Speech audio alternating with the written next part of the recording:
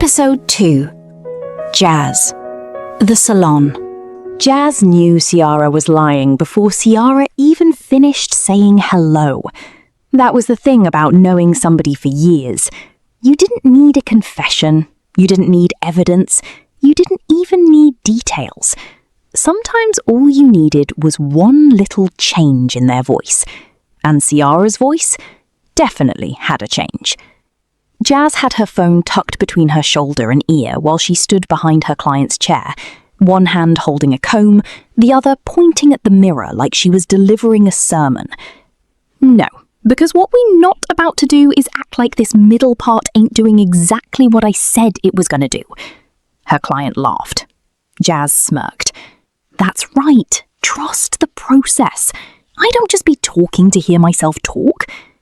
Which was a lie. Jazz absolutely talked to hear herself talk, but only because she usually made sense. Mostly. Ciara's voice came through the phone, soft and too casual. You busy? Jazz froze for half a second. Not long enough for anybody in the salon to notice, but long enough for Jazz to know something was off. Oh, I know you're not calling me during work hours using your sweet little customer service voice. Ciara sighed. What does that even mean? It means you guilty. I'm not guilty. See, guilty people always answer too fast. Ciara was quiet. Jazz's eyebrows rose. Oh? No. Jazz. No, don't jazz me. Why you sound like that? Like what? Like you smiling and trying not to smile. Ciara scoffed. Girl, I am at work. And I called to check on you. No, you called to distract me from whatever you're not saying. Ciara made that little sound she always made when she wanted to be annoyed, but Jazz was right. Jazz knew that sound too. She knew all of Ciara's sounds. The tired ones, the stressed ones, the I'm fine, but I'm absolutely not fine ones. This one was new. This one had a man in it. Jazz slowly lowered the comb. Wait. Ciara said, nope. Jazz turned away from her client and lowered her voice. Ciara, I just wanted to see if you talked to Brianna today. That was deflection. Textbook Ciara. Turn the conversation outward before anybody got too close to what was happening inside her. Jazz narrowed her eyes. Oh, so now we asking about Brianna? She said Jay was running late again last night. Don't change the subject. I'm not. You are, and you bad at it. Ciara's voice sharpened just enough to sound normal. Did you hear from Ava? Jazz gasped.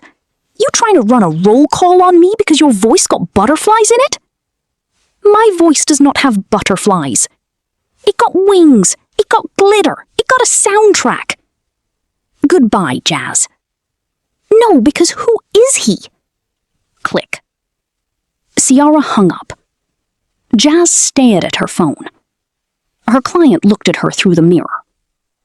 Jazz slowly pulled the phone away from her ear. I know she didn't just hang up on me. The salon went silent for half a breath. Then everybody started laughing. Jazz pointed the comb at her phone like Ciara could still see her. See, that's why you can't trust quiet people. They be the sneakiest ones. She tried to laugh it off. Of course she did. That was Jazz's gift. She could turn almost anything into a joke before it had time to hurt. But even while she went back to fixing her client's hair, part of her stayed on that phone call. Ciara was hiding something. And Jazz didn't like that. Not because she needed to be in everybody's business. Well, not only because she needed to be in everybody's business, but because Ciara was the one who always knew when everybody else was off. Ciara clocked sadness through punctuation. She could hear stress in a LOL. She could tell when somebody was lying by the way they said, I'm good. So if Ciara was hiding something, that meant she was serious about hiding it. And that bothered Jazz more than she wanted to admit. Girl, her client said, you okay? Jazz blinked, then snapped right back into herself. Me? Always. Lie. Now tilt your head before I make this side uneven and blame you. The salon laughed again. There she was, Jazz, the loudest person in the room, the one with the jokes, the nails, the lashes, the voice that entered places before she did. Everybody loved Jazz. When she was on, and Jazz knew how to stay on, because being on meant people looked at you, and if people were looking, maybe they wouldn't notice what you were trying to hide. The bell over the salon door chimed. Jazz didn't look up right away. People came in and out all day. But then the room shifted. Not loudly. Not dramatically. Just enough. Jazz felt it before she saw him. Which was annoying. Because she hated when her body knew things before she gave it permission. She looked toward the door. And there stood Justin, holding a brown paper lunch bag in one hand and 2 drinks in the other. Absolutely calm. Like men just walked into women's salons with food and nerve every day. Jazz's stomach did a small, disrespectful flip. Oh no. Justin was not new. That was the problem. If he had been a stranger, Jazz could have handled him. Strangers were easy. You gave them the smile, the laugh, the attitude, the performance. But Justin lived in her apartment complex, which meant he had seen things. Too many things. He had seen her in the elevator at 7 in the morning when she was still half human and half attitude.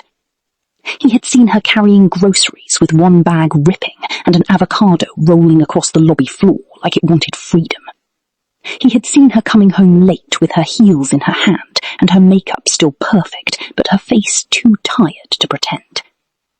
He had seen versions of her she did not personally approve for public consumption. And somehow, he kept looking at her like those versions counted too. That was the part that made him dangerous. Jazz lifted her chin and turned her volume all the way up. Well, well, well. Look what the lobby dragged in. Justin smiled a little. Not too much. That was another thing about him. He never gave her the reaction she was fishing for. Hey, Jazz. Her client looked between them immediately, because of course she did. The whole salon suddenly found something to organise within earshot. Jazz placed one hand on her hip. You lost? No. You sure? Because unless you need a silk press, you in the wrong place. Justin lifted the bag slightly. Brought you lunch? The salon made a sound. Not loud, but enough. Jazz cut her eyes around the room. You ain't got clients. Everybody suddenly became very busy. Justin didn't laugh. He just stood there with the bag, calm and patient, like he had already expected her to make a scene. That bothered her. Not in a bad way, in a way that made her feel seen before she was ready. Jazz crossed her arms. You bring lunch to all your neighbours? No. Simple. Too simple. Too direct. Jazz blinked. Her brain searched for something slick to say. Something funny. Something sharp. Something that could put the power back where it belonged. With her. Well, I don't know what rumours you heard, she said, but I am very expensive to feed. Justin looked at her, then at the bag. I know. The room went too quiet again. Jazz hated that. She hated how one calm sentence from him could make all her noise feel like decoration. She reached for the bag quickly. Give me that before you start feeling proud of yourself. Justin handed it over. Their fingers didn't touch. Somehow that felt intentional too, like he knew better than to take more than she was ready to give. That irritated her even more, because who told him to be considerate? Jazz peeked inside the bag. Her favourite. She stared at it, then at him. You remembered? Justin shrugged. You said it in the elevator last week. Jazz froze. She had said it in the elevator last week. Not to him, to herself, after a long day. She had been standing there, scrolling her phone, half asleep, muttering about how she wanted this exact food and didn't feel like driving. Justin had been there, quiet, leaning against the elevator wall, not interrupting, not flirting, just listening, apparently. Jazz swallowed. That was worse than flirting. Flirting was easy. Attention was easy. But attentiveness, that could get somebody hurt. You be listening too hard, she said. Justin's expression softened. Maybe you talk loud. One of the stylists coughed to cover a laugh. Jazz pointed at her without looking. Don't start. Justin finally smiled. And there it was. Not big, not smug, not trying to win. Just warm enough to be a problem. Jazz hated how much she liked it. So what? She said. You just decided to pop up at my job. I was nearby. Liar. A little. That almost made her laugh. Almost. But she was committed to not giving him the satisfaction. Justin glanced around the salon, then back at her. I didn't mean to interrupt. You did. I know. That made her pause. Because most men apologized like they wanted applause. Justin didn't. He just acknowledged it, like he was grown or something. Disgusting. Jazz shifted the lunch bag in her hand. So what now? Now you eat. And you? I'll catch you later. That was it. No extra flirting, no speech, no dramatic pause. Just that calm voice. I'll catch you later. Like a promise he didn't need to decorate. Then he turned toward the door. Jazz watched him leave before she could stop herself. Her client cleared her throat. Jazz snapped her head around. What? The woman smiled. Nothing. That's what I thought. But her face was hot, and she hated that too, because Justin had done almost nothing. He had walked in, bought lunch, remembered something she didn't know he heard, then left. That was the whole thing, and somehow it felt louder than anything she had said all morning. Jazz set the bag down at her station and tried to get back to work. But every few seconds, her eyes drifted toward the door. Just once. Then again. Then again. Ridiculous. Absolutely ridiculous. She was not looking for him.